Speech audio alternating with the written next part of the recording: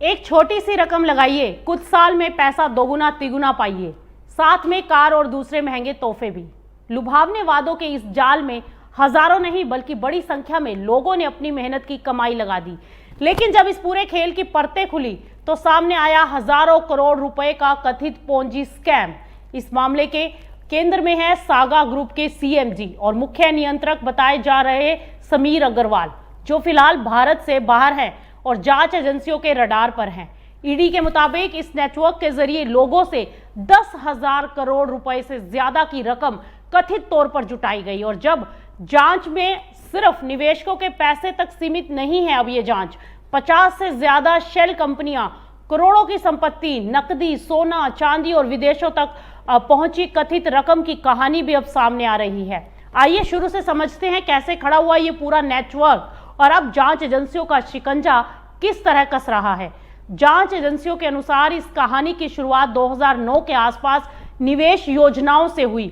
लोगों को RD, FD और मंथली इनकम जैसी योजनाओं में पैसा लगाने के लिए आकर्षित किया गया। वादा था आकर्षक रिटर्न का। कुछ इन्वेस्टर्स को शुरुआती दौर में भुगतान भी दिए गए, जिससे लोगों का भरोसा बढ़ा और कथित तौर पर नेटवर्क में और पैसा आता गया। यही पोंजी मॉडल का सबसे बड़ा हथियार होता है।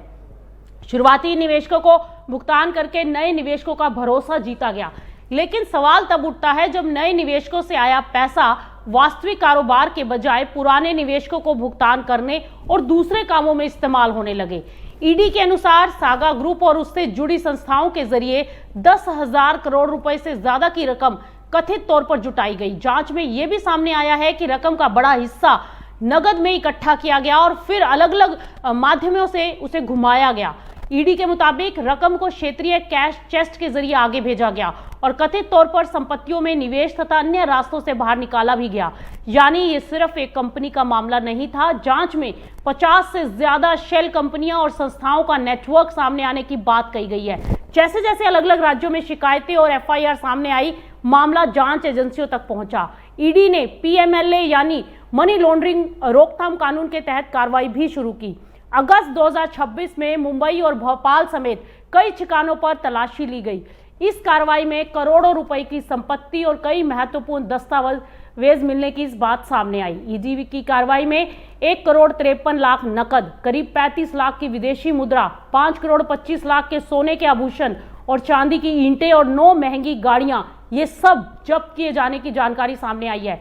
इसके अलावा 30 करोड़ से ज्यादा के shares, securities, mutual fund, LIC policies और बैंक बैलेंस फ्रीज किए गए। यानी कि जांच एजेंसियां अब कथित ठगी की रकम के मनी ट्रेल को तलाश कर रही हैं। लेकिन कहानी में सबसे बड़ा ट्विस्ट, मुख्य आरोपी विदेश में है। जांच एजेंसियों के मुताबिक समीर अग्रवाल देश छोड़ चुका है और फरार है। ताजा रिपोर्टों में उसके कैरिबियन क्षेत्र के सेंट किट्स एंड नेविस में होने की बात कही गई है। वहीं कुछ रिपोर्टों में उसके पहले दुबई जाने और बाद में ठिकाना बदलने के उल्लेख हैं। यानी कि भारत में एजेंसियां कथित वित्तीय नेटवर्क की परतें खोल रही हैं, जबकि मुख्य आरोपी को भारत वापस लाना अब जांच का अगला बड़ा मोर्चा बन गया है। इस मामले में अब एजेंसियों का फोकस 3 बड़े सवालों पर है। पहला, निवेशकों से आई रकम आखिर गई कहां? दूसरा, 50 से ज्यादा शेल कंपनियों का इस्तेमाल किस तरह हुआ? और तीसरा, क्या रकम को देश से बाहर भेजने के लिए हवाला या दूसरे माध्यमों का इस्तेमाल हुआ है? ईडी ने कहा है कि जांच में घरेलू और विदेशी संपत्तियों में निवेश तथा शेल कंपनियों और हवाला चैनलों के इस्तेमाल के संकेत मिले हैं और इस मामले में जांच एजेंसियों की कार्रवाई सिर्फ संपत्ति जब्ती तक नहीं रुकेगी। ईडी ने रविशंकर तिवारी नाम के एक प्रमुख पदाधिकारी को 14 जुलाई 2026 को पीएमएलए के तहत गिरफ्तार भी किया था और इसके बाद 24 जुलाई को विशेष अदालत में प्रोसिक्यूशन कंप्लेंट भी दाखिल की गई। इससे साफ है कि एजेंसियां पूरे नेटवर्क में किसकी क्या भूमिका थी, इसे जोड़ने की कोशिश कर रही हैं। अब सबसे बड़ा सवाल, पैसा वापस कैसे आएगा?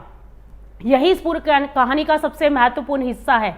कथित तौर पर हजारों करोड़ रुपए निवेशकों को जुटाए गए, लेकिन जांच में अभी जो संपत्तियां फ्रीज या जब्त की गई उनकी रकम उस कथित कुल संग्रह से काफी कम है। इसीलिए एजेंसियों के सामने बड़ी चुनौती होगी मनी ट्रेल को पूरी तरह ट्रैक करना, विदेशों में मौजूद संपत्तियों की पहचान करना, शेल कंपनियों के जरिए घूमी रकम का पता लगाना और फिर कानूनी प्रक्रिया के जरिए संपत्तियों को जब्त करके निवेशकों के हित में इस्तेमाल करना। तो समीर अग्रवाल और सागा ग्रुप की ये कहानी सिर्फ एक कथित निवेश धोखाधड़ी की कहानी नहीं है। ये दिखाती है कि ऊंची और गारंटीड रिटर्न्स के लालच में निवेश करने से पहले इन्वेस्टर्स को अब कंपनी की नियामक की स्थिति और निवेश योजना की असलियत जांचना कितना जरूरी है, क्योंकि इस मामले में आरोप है कि लुभावने रिटर्न्स का सपना दिखाया गया, हजारों करोड़ रुपए जुटाए गए, शेल कंपनियों का नेटवर्क बनाया गया और अब जांच का शिकंजा कसने लगा तो मुख्य आरोपी ही देश से बाहर चला गया। अब नजर रहेगी कि जांच एजेंसियां इस कथित हजारों करोड़ की मनी ट्रेल को कहां तक पहुंचाती हैं, विदेश में मौजूद आरोपी को भारत वापस लाने में कितनी सफलता मिलती है और सबसे अहम, जिन लोगों की मेहनत की कमाई इस कथित पोंजी जाल में फंसी है, उन्हें उनका पैसा कब और कितना वापस मिल पाता है।